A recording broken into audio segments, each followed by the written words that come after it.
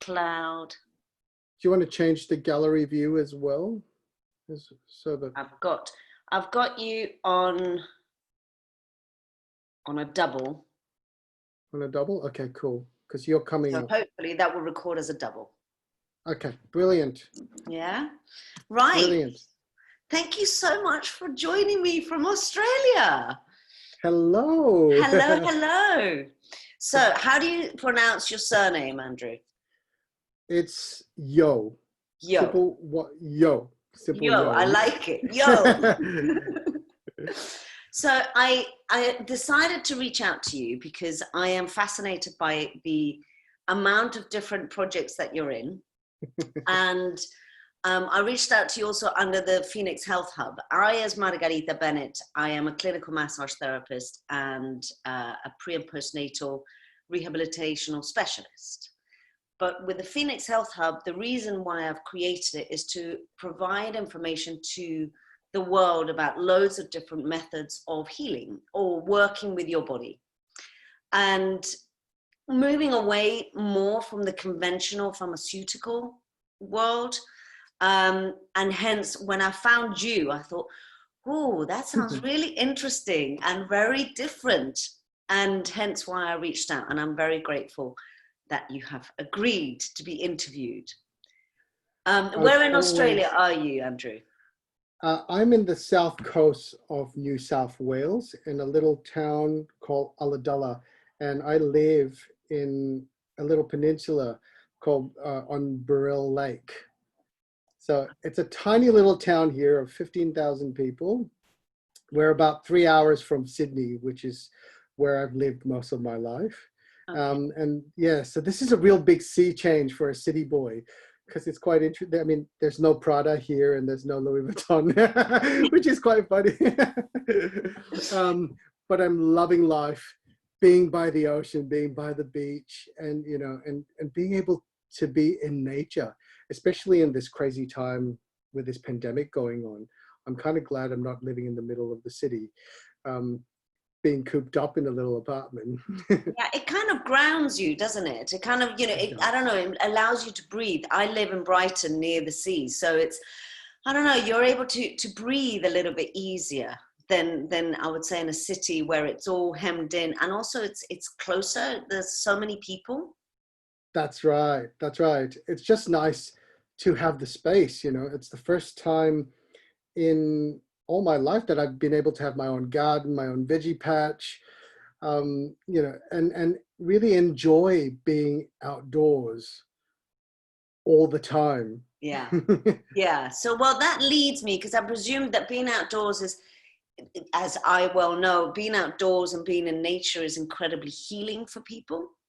But that leads me to the kind of, you are a herbalist. Correct me if I'm wrong, okay? Mm-hmm. You're a herbalist.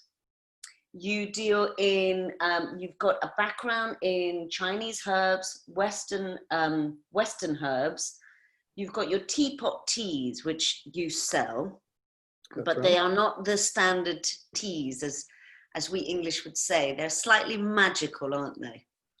They are slightly magical. Look, I've got a lot of different fingers in a lot of different pies. You know, I've been a massage therapist. You know, I've done the pre and postnatal massage. I'm a herbalist, a beauty therapist. But my background's actually in business and hospitality. Ah. Yeah, so I actually have a degree in hospitality as well as marketing and business, and I have a master's in management, amongst other things. I'm also a Reiki practitioner, Reiki teacher, an elemental practitioner, and I class myself as a witch. Awesome. I love it. Yes. So there's a bit of a smorgasbord of different things that I do.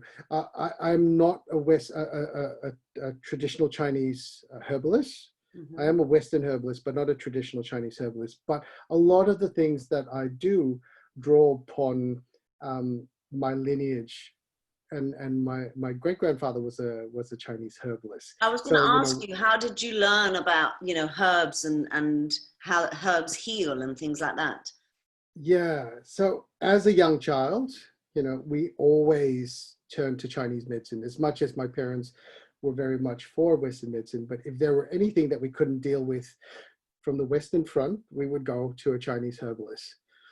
And my grandmother was instrumental in that, because if anyone, typical little Asian grandmother, if she found something was wrong with you, she would be off to the doctor, Chinese doctor, finding out all the different remedies and bringing packs of these smelly herbs that she'll make you drink, with a spoonful of honey at the end of it, just to wash it all down.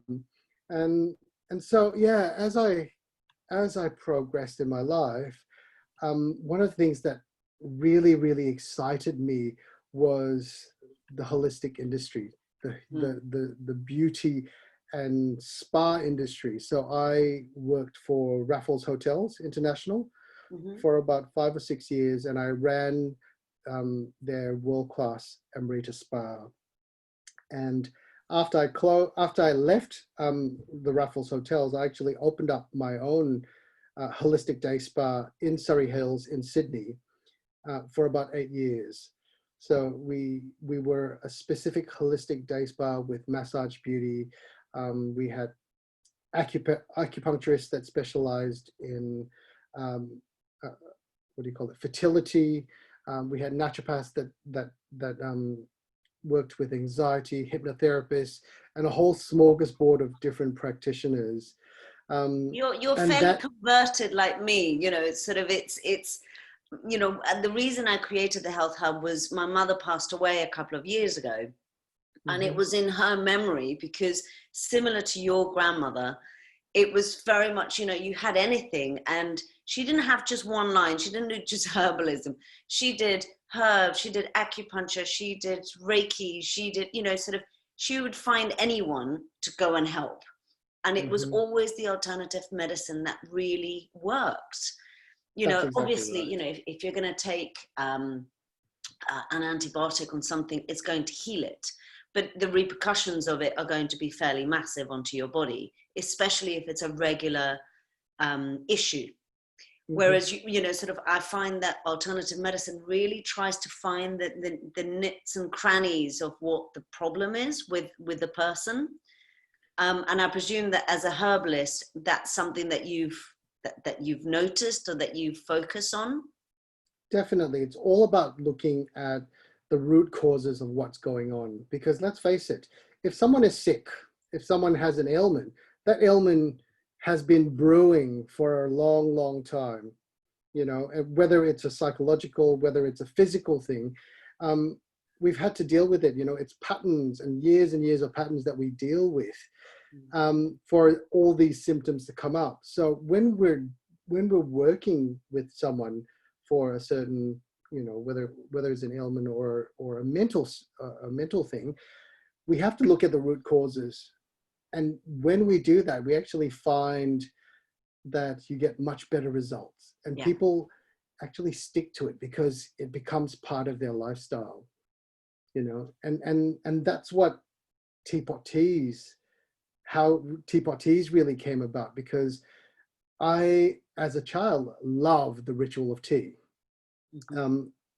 It's interesting because when I was a very, very young child, we used to go to the Raffles Hotel, and I had a little French friend called Jean-Louis, and we would sit there having cucumber sandwiches and high tea in this, opulent hotel. And, I'd never realized that I would end up working for them one day. And amazing. Isn't it? It's all these synchronicities. So, and I really, truly believe that it's these synchronicities that bring us to where we are, because what we do is very much already written. We're just growing into that body, into that spirit of ours. And, and it's the universe telling us and showing us signs of where we need to go and where we need to really show up. Yeah. So completely. And it's really interesting because the universe keeps sending you little signs, and it's whether you're opened enough or aware enough to kind of go, okay, well, that's the direction I need to go down. And many times we don't necessarily go down it because we just don't see it unless it's just like here. That's correct. And it's it is, well, I mean, I believe it is completely intertwined, and that our path is, we have various paths and they're all laid out, and it's just depending on which path, but they all lead to the end path. Does that make sense? Definitely, definitely. And that was the thing that I found when I was with my own day spa. We had a tea dispensary, and that was always my little, it's my beautiful moment. You imagine yourself being this crazy herbalist. You're picking out herbs, making out concoctions. But unfortunately, when you're making therapeutic doses, or therapeutic teas, they just taste like crap. They're horrible. They're horrible.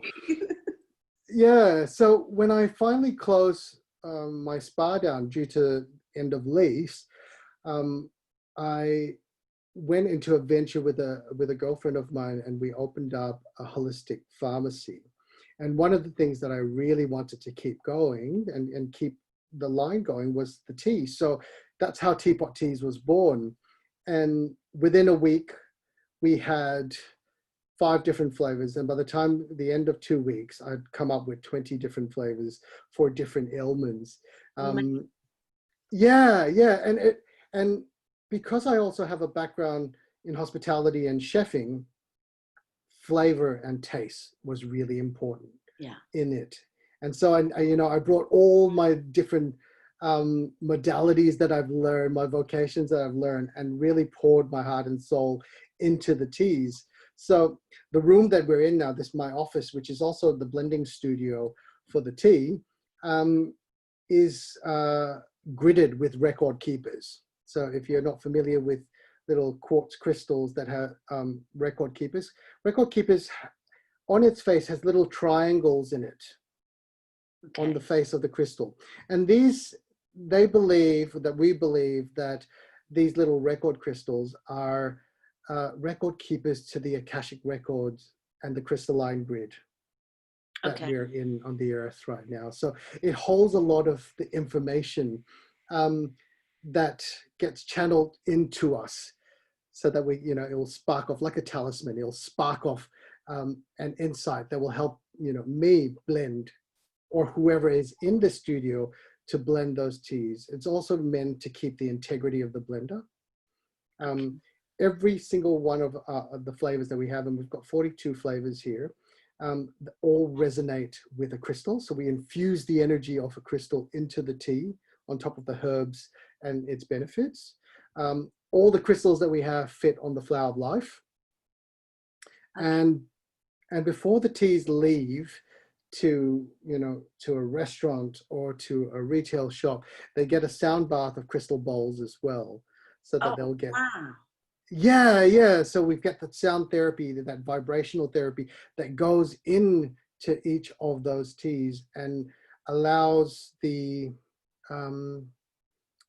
integrity of the teas to really shine. And tell me a little bit, I mean, I know a lot about crystals, and I'm very much into that world, but obviously our audience is not necessarily going to be into that world. So Can you talk to us a little bit about crystals? Because I don't have the enough knowledge to explain it in such an eloquent way. Crystals are just magnificent things, I mean, imagine a crystal. So. I know, they're so beautiful. I work with a lot of crystals. I wear a lot of crystals. But, think of a crystal as a tuning fork. Each crystal has a formation, a sacred geometry to how they form. And each of those formations allow them to vibrate in a certain way. So, if you think about vibrational healing and think about your crystal or whatever you're using is a tuning fork. It helps you tune into that vibration that will help your body heal. Okay. So that's how I like to see, crystal healing, how crystal healing works. This is why for centuries people would have, like the Egyptians had quartz beds that they would lie on for healing. You'll find that in a lot of different religions, they would wear them on their breastplates that would help align themselves to a certain energy. And so that's how I like to see, and and that's what I like to attune each of the teas to the vibration. So say we are all one. This is one of my favorite teas. It's our cosmic hippie lala tea, I like to call it. Okay.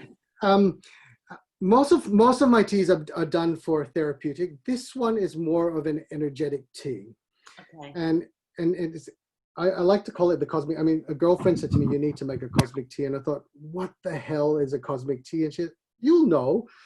And so this tea actually has 25 herbs from different parts of the plant, whether it's the root, it's the leaf, the berry, the bark. It also comes from 5 different continents. All the ingredients come from 5 different continents. Wow. The crystal for it is Herkimer diamond. And Herkimer diamond is a quartz that is known for its oneness capabilities. They're most amazing, shiny little crystals, usually with double terminations. And that particular Herkimer diamond that I just showed you has been to Egypt 4 times together with the first lot of tea. Oh, wow. Okay. And we've brought it into all the major temples during eclipses, blood moons, you name it. We've done it in every single one of those before, and attuned it to that energy. And of course, Egypt, is like the center of the universe. In many of the mythologies, we talk about Egypt being the center of the universe, center of creation, and where energy it's a great portal for that. So so that's how the sort of in Mexico, there's quite a few, aren't they, kind of major portals that send that massive energy flow.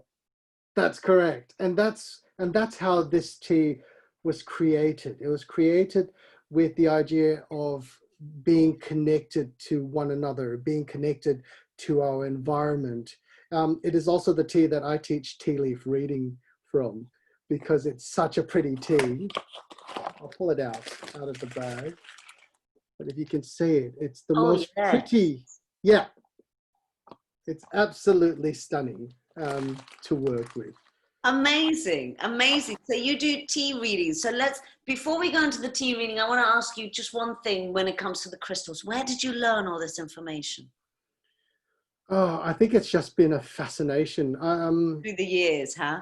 Through the years, yeah. And I really have got to credit this to a girlfriend of mine who started me a lot on this whole journey. She was the crazy crystal lady that you can, the entire house was just covered in crystals. She'd actually painted the inside of the house with hieroglyphs so that it looked like the inside of the pyramid. Wow. Yeah. She was Amazing. a little bit wacky, a little bit crazy, but she had a passion for crystals. And from that, it's like an addiction. Once you pick one up, you're like, oh my God, I need another one. And oh, this is for this and this is for that. And I need to have them all. Well, the thing is, I mean, I work with chakras a lot, and I always interlink the crystals to the chakras, because the crystals, 1, their color, 2, the resonance, 3, sort of when light hits it, how it bounces off. I always, sort of visualize it as a kind of, how can I explain it? It's kind of like the figure 8 that goes through so many different things, not only us as human beings, but the crystals, the light, the moon, the sun, it's all interlinked very, very deeply. And that's why, there are so many different ones, and they're all different colors. Yes. For different things, for different issues, and it's how they have been created. I was going to say made, but obviously nobody physically made them, if you know what I mean, apart from the universe. The universe, yeah. Crystals are just amazing, I feel as though it holds the history of our universe in it. That's beautiful. It carries the essence of the earth and what it's been through. So it's like that's why the record keeper is such a thing for such a big thing for me, because there are memories of how things used to be. And, you know, what I'm doing right now is bringing back the traditions of herbalism, the traditions of traditional Chinese medicine back into being, because somehow along the way, we have forgotten these traditions. And as a custodian of, of, of these rituals and traditions, it's important that we pass it on to the next generation, you know. And I think this is why the tea that is really close to my heart right now is, it's called You're the Apple of My Eye. It's actually an old traditional Chinese medicine remedy that my grandmother found for me when I had whooping cough as a child. Okay. Yeah, because yeah, I had it for such a long time that, you know, you cough so much that it breaks all your capillaries, that it makes you cough out blood. And so she found this recipe, which is based off apples, the North and South apricot kernel, Chinese figs, and honey dates. And you boil this up. And recently, actually just last year, I submitted this to a TV program here in Australia called Medicine or Myth. And this remedy was put into clinical trials to see how it fared. And it worked with, you know, it fared amazingly and passed with flying colors. So I can now say that I've got a remedy that is Amazing. yes, that is Well clinically done, proven to you. work. Yeah. So yeah, that's why I've called it You're the Apple of My Eye, because, you know, I was the apple of my grandmother's eye, and she lovingly found this, you know, 2,000-year-old recipe and made me drink it, and it tastes absolutely amazing as well. Well, I guess, you know, especially for a child, you need to give them something nice, because otherwise there's no way of forcing them, is there? That's exactly right. That's Yeah. exactly right. Yeah. Yeah. So that's really how the teas have come about. You know, a lot of them are an idea, an ailment, or a memory, or something. You know, sometimes I'm trying to recreate a flavor profile for specific reasons. Yeah. Yeah. I mean, you know, I thought it was very beautiful what you just said, that, you know, sort of we're the custodians that are passing on down the generations all this information. And you're so right, because so much of our Western world is so built on the big pharma, and especially now, you know, it's a real contentious issue. It's quite frightening. I find quite frightening how it's slowly taking over. You know, I don't know how it is in Australia, but here various holistic shops and homeopathy are being kind of closed down, or you know, sort of certain remedies are being taken off the shelf that you could have gotten from a pharmaceutical place, you know, sort of very simple, like arnica or whatever, you know. And you kind of think, wow, it doesn't have to be chemical. You know, if you think back and you think of remedies made of, you know, sort of roots and leaves and just how the Indians used to make, you know, I'm from Venezuela, so we have the Yanomamis. I'm originally from Caracas. And, you know, we have our local Indians that, you know, now obviously it's different, but they used to get everything from the rainforest. You know, whether it was the poison of a frog and you would get a little bit and you would then mix it with something else, and then that would be a cure for something else, you know. And I love what you just said. I think that's really beautiful, that we can't let it go. We need to be involved in keeping it together and handing it down the generations. And it's so important, because as we're finding out, you know, we talk about being in a wellness industry, but our industry actually thrives on sickness, you know. And as we're moving forward, you know, we look at the old ways. The old ways were about prevention rather than just finding the cure. It's about learning how to sustain yourself in a much holistic way. And this way also allows you to be connected with nature and with what is going on, you know, because I think that is really, really important, that we are connected with our earth. And as our earth is being depleted and dying, so are we as a human race in many ways. And so people like us who are custodians need to come back. We are those, like Andrew Harvey would say, we are the divine rebels that need to work to move forward and make those change. I think what is interesting when you say that, and what comes up for me when you're saying that is, there's a lot of custodians that are very frightened to speak out because it's so out there, it's so different, and it's been so shunned and put away that people will say, oh, but you're a bit weird, or oh no, that's a little bit woo-woo for me. I can't do that. I remember, I do Reiki as well, and I remember talking to a friend who, he goes, I get the massage thing. Reiki thing? What is that Reiki thing? And I'm like, yeah, but you can't, just because you can't see it doesn't mean that it's not there. You can't be arrogant enough to think that the energies aren't around us. I mean, look at the sea. How does the sea move? It moves because of the moon. But you can't physically see the energy flow moving it.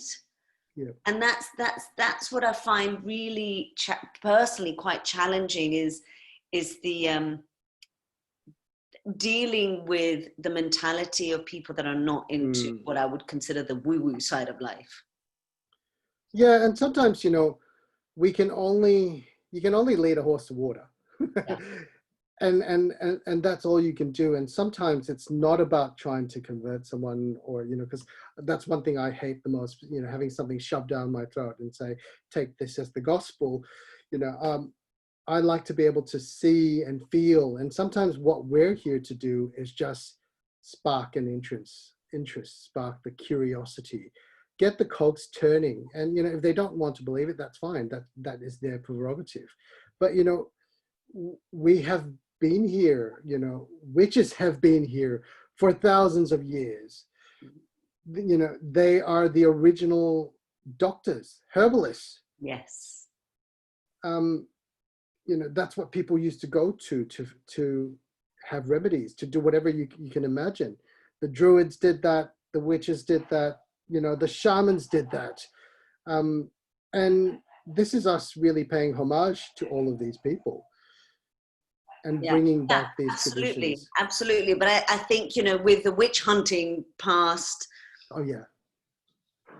people are frightened to talk about alternatives, and hence why I wanted to bring you on to be interviewed. And I'm looking at, not only the nutritionist and the acupuncturist, which are fairly accepted in our society.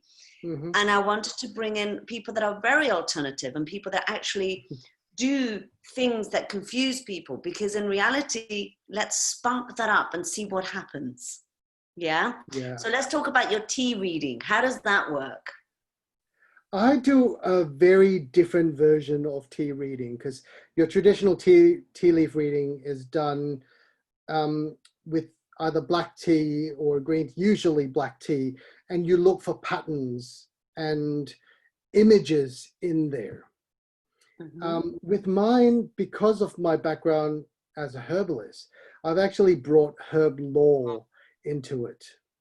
So if you think about lemongrass and this beautiful grass that sits in the ground but moves, lemongrass for me, it's about bridging the unknown. It's about being flexible and blowing with the wind. So if you see the lemongrass sitting in the cup in a certain position or sitting, then it will tell me what you're needing in your life. So whether it's flexibility, if you're looking at green tea, we're looking at, we need to focus on health.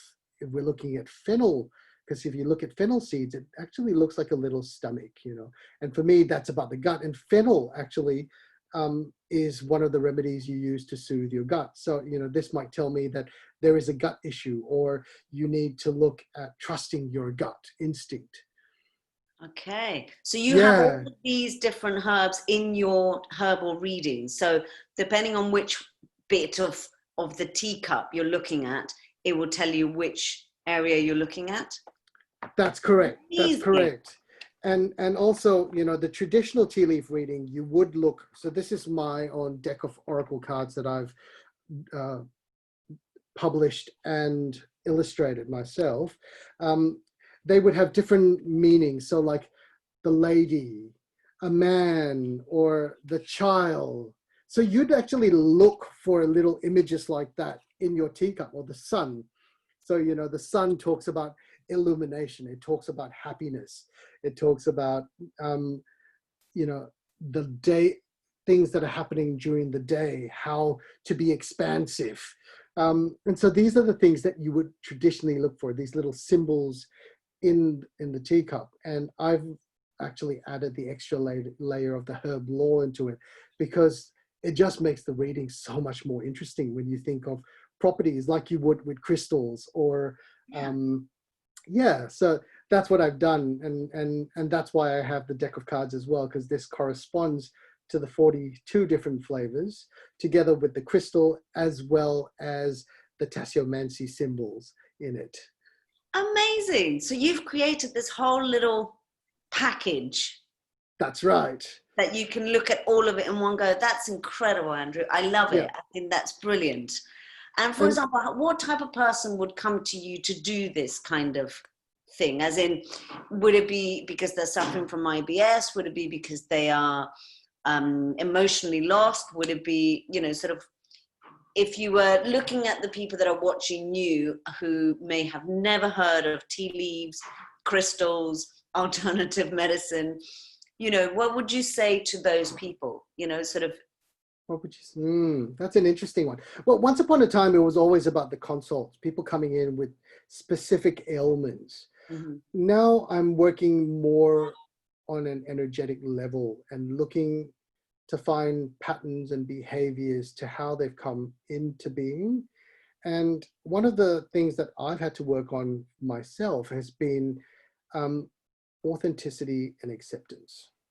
Mm-hmm. And so my role now is to inspire transformation within themselves, whether it's energetically, health, or mentally, physically, you name it. But my main thing is to inspire people to find their authenticity and self-acceptance, because it's when we find that self-acceptance that we can really live our true authentic lives. And when we live in an authentic way, everything just flows. Yes. You don't have the habits, the patterns, the behaviors, the conditioning that we worked with. And you'll find that as you understand yourself more, these physical ailments themselves will slowly disappear, because you're understanding, you're mastering who you are as a person. It's really interesting you say that, because the way that I work energetically and anatomically. Mm-hmm. That's my route to working with people. And when I say anatomically, it's more on a chemical level. So Okay.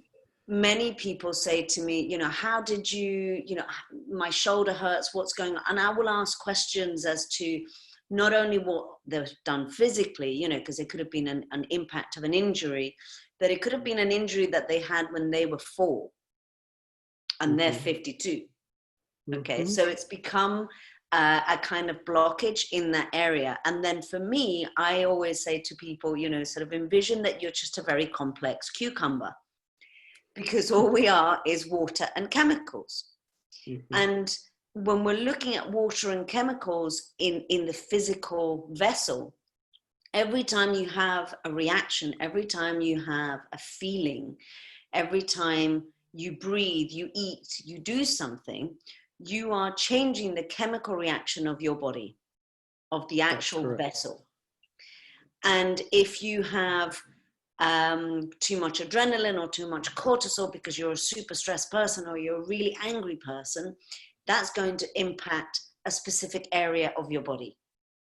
And what we need to change is not only how you approach it, but change the physical space of that area that is in pain.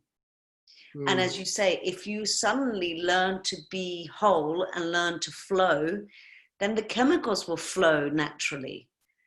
And there's no blockages. There's no equivalent, what I call dams, dams of emotion that don't allow the liquid of your body to flow as it should.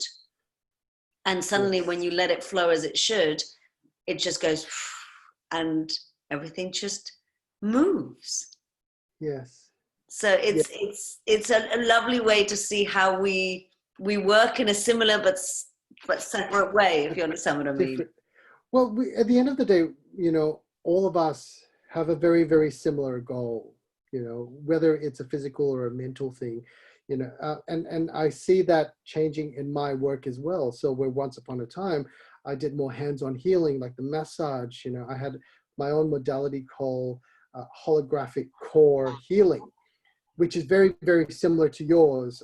I would find the trauma within the body or where it's stored within a muscle or within, a part of your body. And we would work on that and supporting with talk therapy. Yeah. Now I'm finding that I'm moving away from that because I'm able to channel that message much clearer now.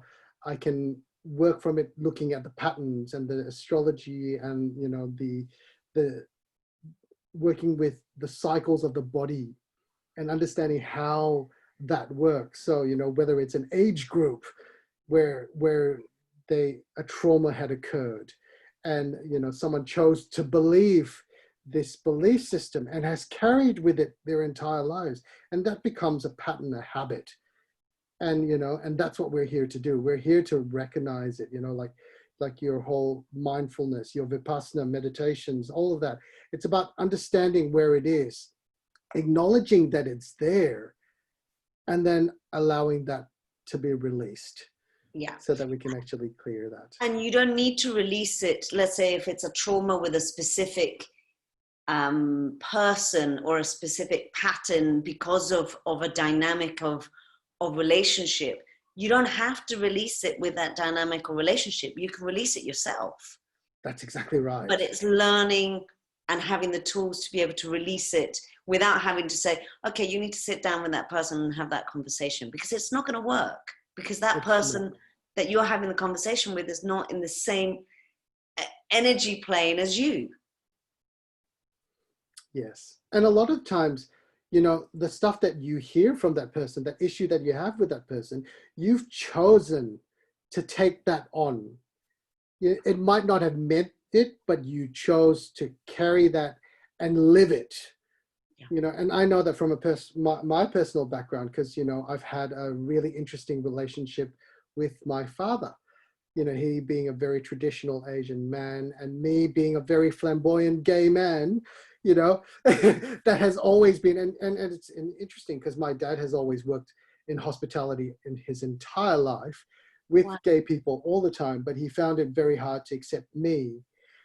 But for me, I realized that it actually took a few times of me speaking to him and understanding where he'd come from, that it's actually not me needing to find the acceptance from him, was me needing to really accept who I am as a person and, what I have to give and what I have to show to people, that it makes you see things differently and understand and accept the differences. Yeah. And, if we can accept those differences within each other, we accept them for whom they are. Lock, stock, and barrel, the good, the bad, the ugly. Challenging though, for many, challenging for Very. most. I think you need to be in a very special place to be able to hold that and be grounded in that. And actually not only be grounded, but also to remember that it's a cycle, and that, some days you're going to say to yourself, yeah, I completely embrace myself and I am there. And other days you kind of think, I'm having one of those days that everything is really bad and I really don't like myself, and that's okay. And that is, yeah. I had one of those last week where, I was a raging monster and I thought, I need to go into the ocean, wash all this bad juju off. I started a little bonfire in my little fire pit out the back, and I thought I need to burn all of that off. And it's very cathartic, you know. Sometimes we need that physicality of that to uplift the spirit. Yeah. And I say this a lot with my clients. We have to understand, accept the light and the shadow of whom we are, because everything casts a shadow. No matter how sunny it is, there will always be a shadow. And that shadow is the other side of whom we are. And, you know, we can hide it. We can fold it up, tuck it into a little bento box and, you know, stick it under the bed and never see it again. But if we never see that, we never honor the true nature of whom we are. And it's so important. Yeah. You know, when you say it brings the vision of Peter Pan, you know, Peter Pan with his little shadow, and how his little shadow just went off and did its own thing. And he lost who he was because his shadow went off and did his own thing.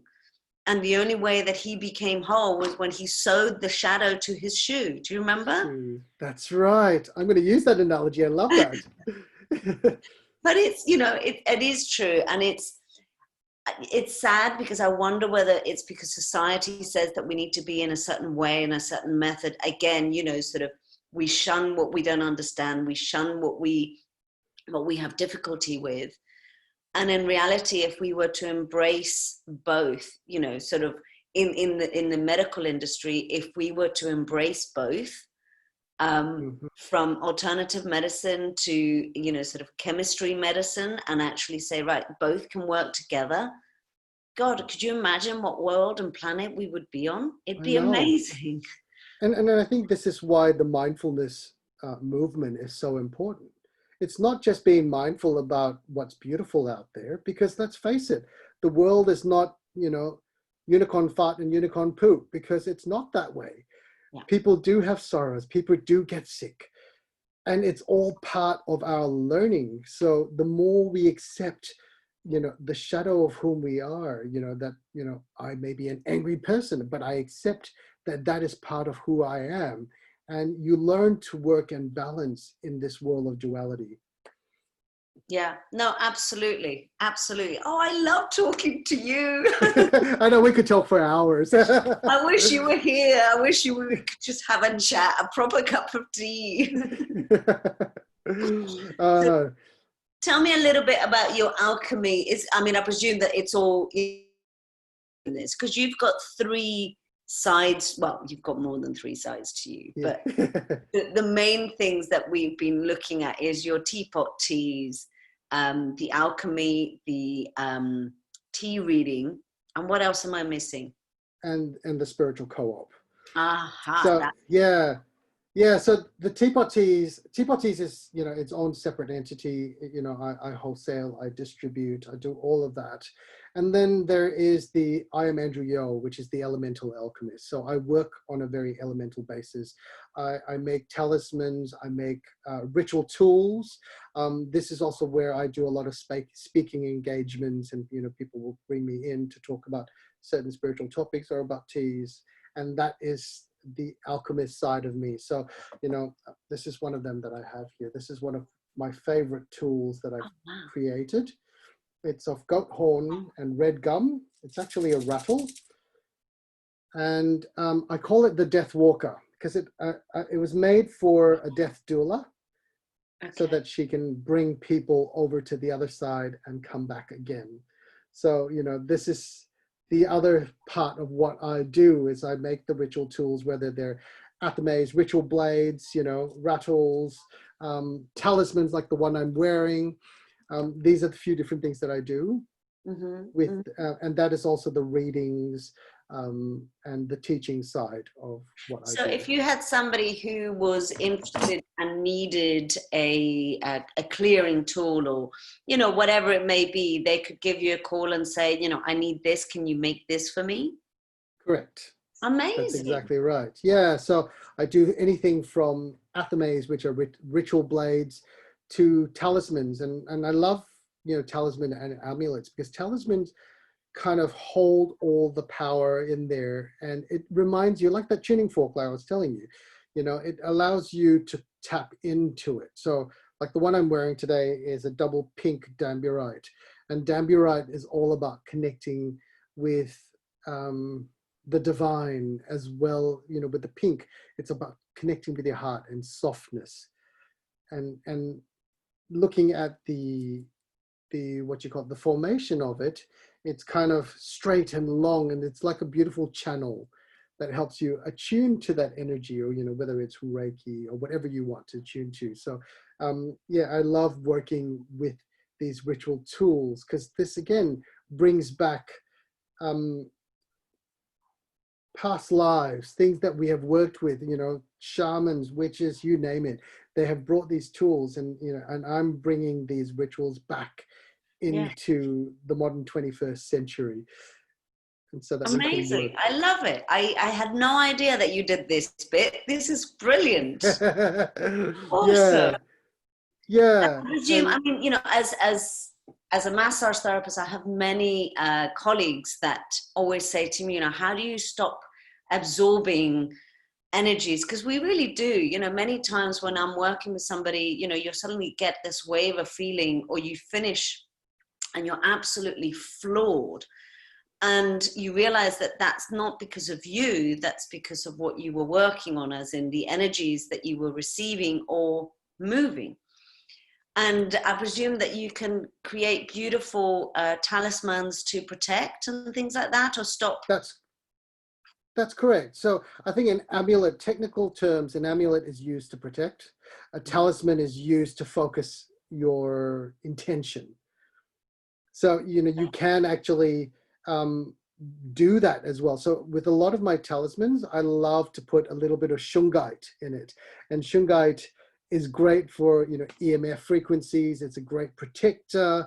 So that helps to really protect your aura, your soul, and from the people that you're working with as well. So it's a nice way to keep that. But then, if I'm blending tea, for instance, I would like to be a channel so that I could bring in, whether it's universal energy, Reiki energy, and channel that into the teas while I'm actually blending it. So the talisman will help keep me aligned while I'm doing that.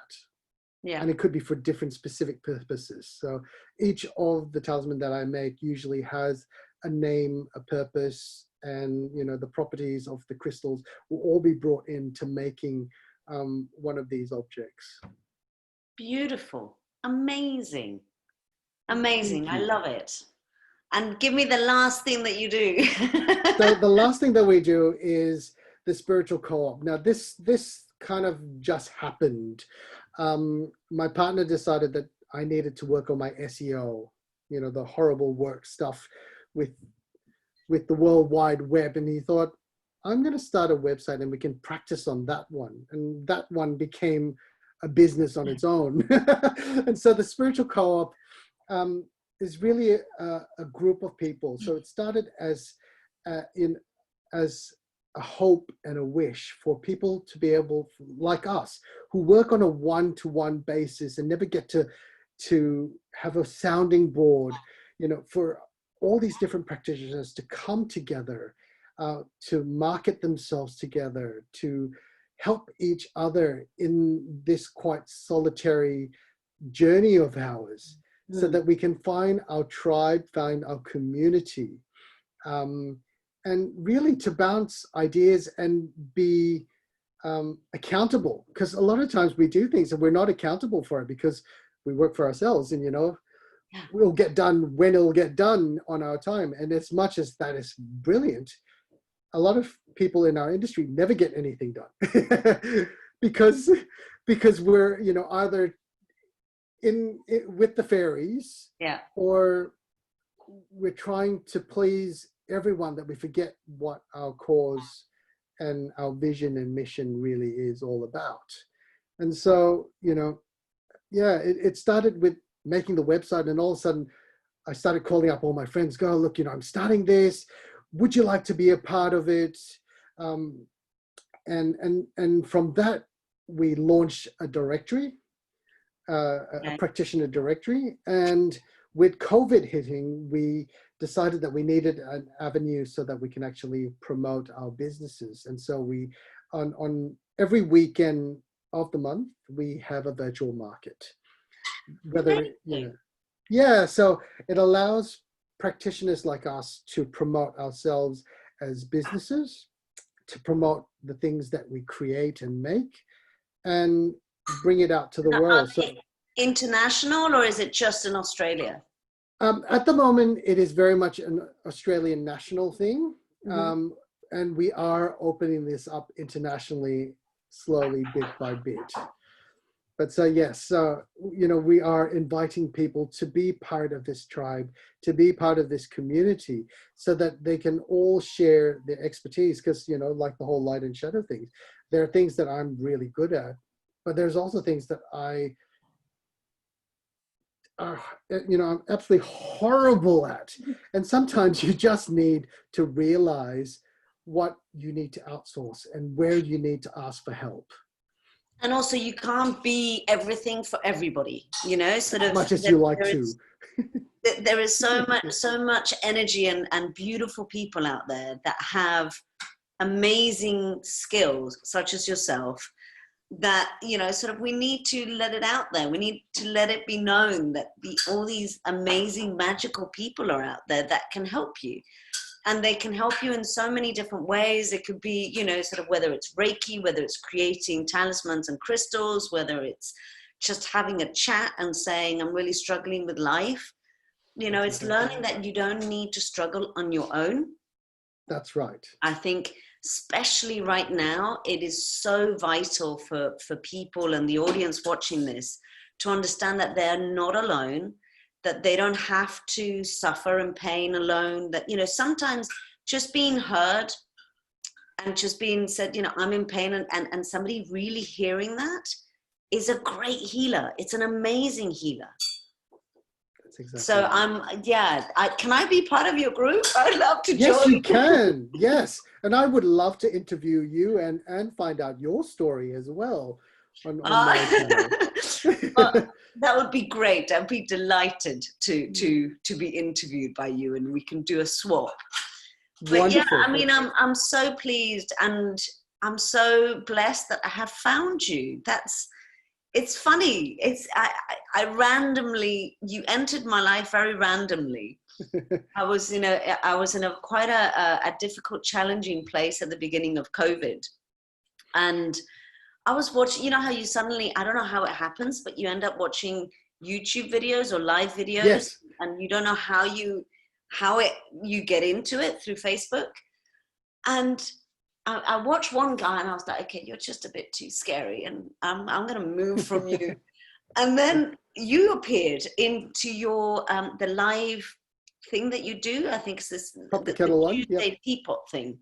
Yeah. And where you're bringing out cards and all your colleagues are bringing up cards. And it was just like, wow, I was fixed. And I think it's so important right now because the energy is so heavy and the changes are so rapid. I mean, we're forced into isolation, and, energetically, that really talks about us being still enough, being in our space so that we can actually see what's going on and work our soul purpose out. And, and again, for practitioners like us, it's stepping, away from behind our businesses and actually showing up, because let's face it, a massage therapist, an aromatherapist is an aromatherapist and a massage therapist. What makes us stand out from the other person is who we are. Yeah. And that's why, people, your clients have been to you for years. And, I have clients that have been coming to me for 15 years, and we still work on that because it's that rapport that we have with them. It's that connection we have. And it's what keeps them coming back. Yeah. And, it's interesting that you say about, sort of this time of COVID and the lockdown. It is amazing, sort of not only energetically what's happening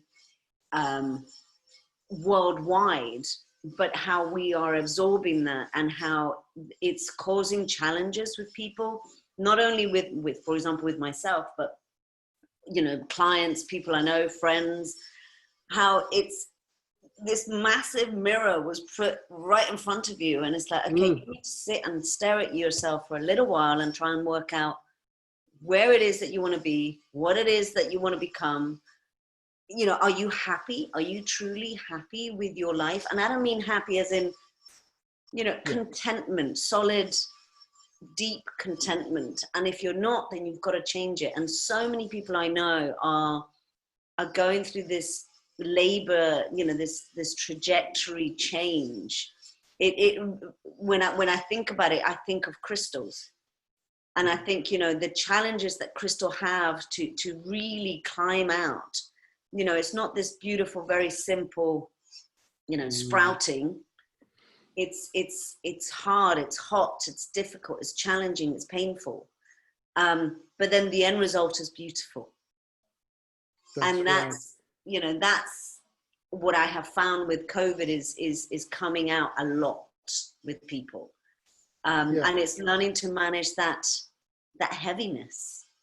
Yeah, and that is the spiritual path, because when we dig through those layers, the scary bits come out, you know, and that's why it's dangerous when people just say, oh, we've just got to be positive. But no, sometimes we just need to sit down and lick our wounds and realize that it's okay. You know, it's the universe telling us that we need to move in a different direction. It's not that we're wrong. It's just that we're evolving, you know, and we need to evolve with the times. We need to evolve with how we are growing as well as a person. And I think this is a beautiful time, and people are struggling. I know my partner has struggled quite a bit because he's always been a corporate boy. You know, he worked for Qantas, and guess what? The aviation industry, no one's flying. So, you know, you've got to reinvent who you are and change, because so many people, their lives their identities are based off what they do. Yeah. But we are so much more than our occupation. We are so much more than just what we do. And all of these layers now are being brought up so that we can actually show ourselves, really allow ourselves to shine in the brightest light possible. Yeah. Yeah, no, it is so true. It is so true what you just said, how, you know, sort of we are, and I think it's because of society and the way that we've been brought up, those patterns that, you know, you have your job and you are your job. And suddenly your job is taken away and you're like, oh my God, who am I? I know. And it's actually trying to find that inner you, that true self.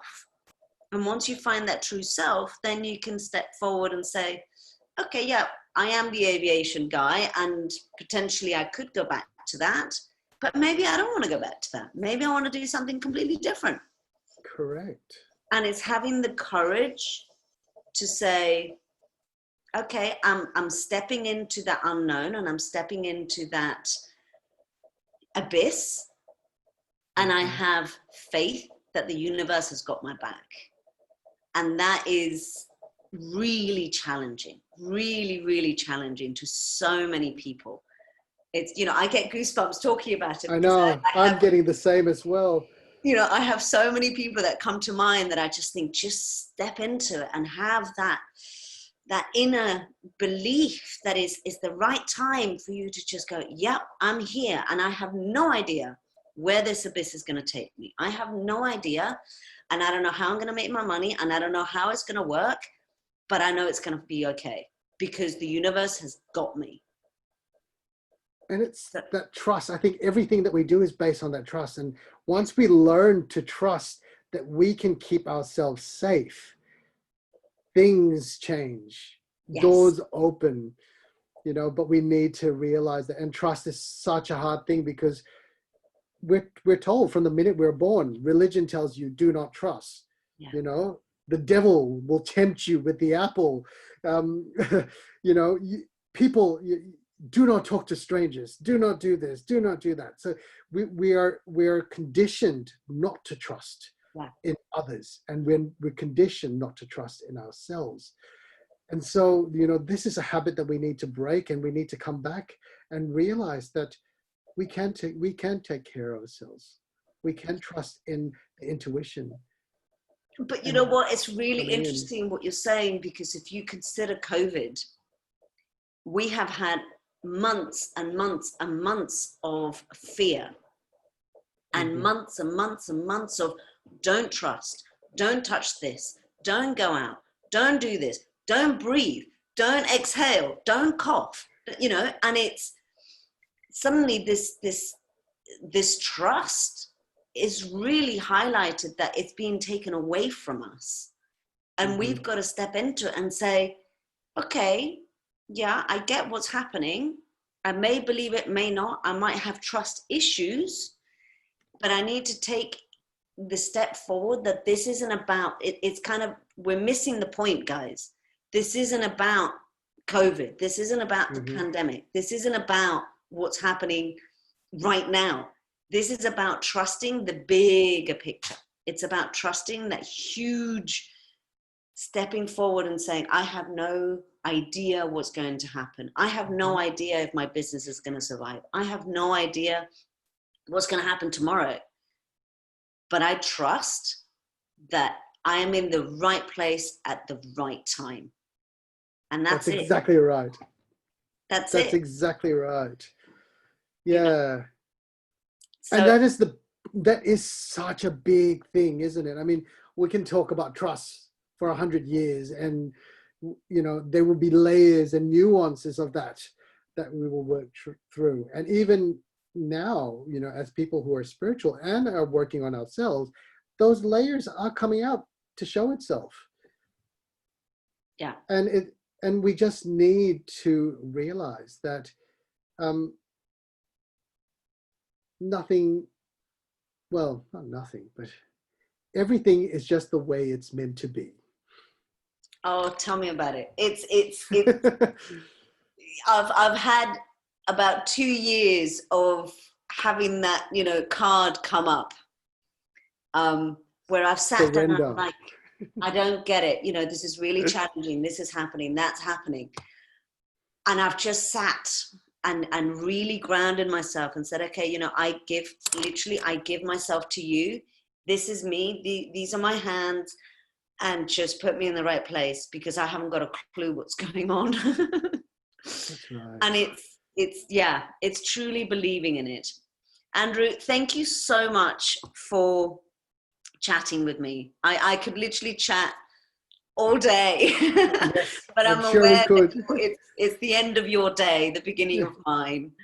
Can I just ask, since you are so fantastic with your cards, why don't we just pull one out for I know that the moon, today is the 2nd of September, and I know that the moon is in a very, very particular place.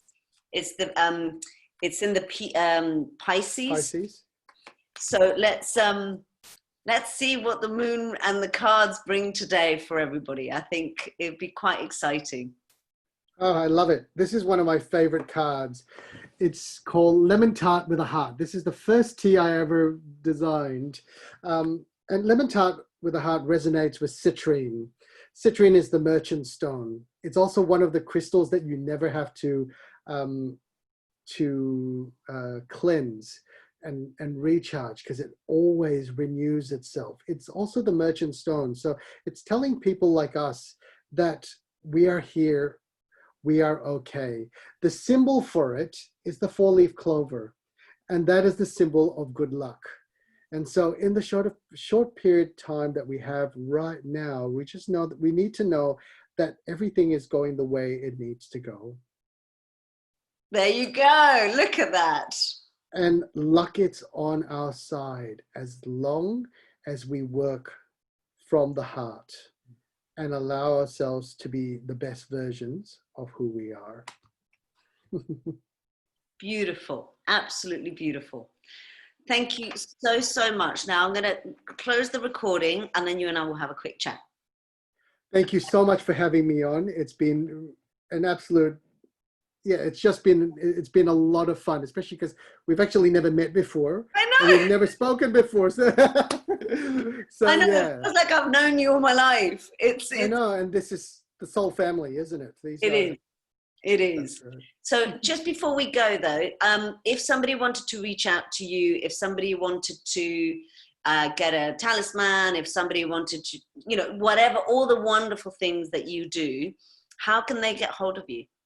Okay, so you can find me on teapotteas.com, all lowercase, or iamandrewyo.com, or thespiritualcoop.com, all in lowercase. Wonderful. Right, I'm going to just stop this recording for a sec.